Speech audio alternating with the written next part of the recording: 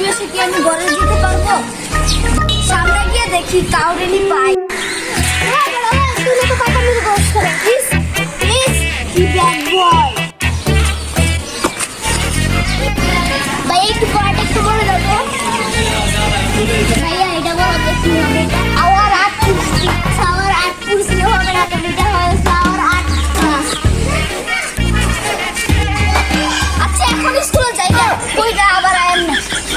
আচ্ছা এখন কি স্কুল থেকে পড়ে আসি।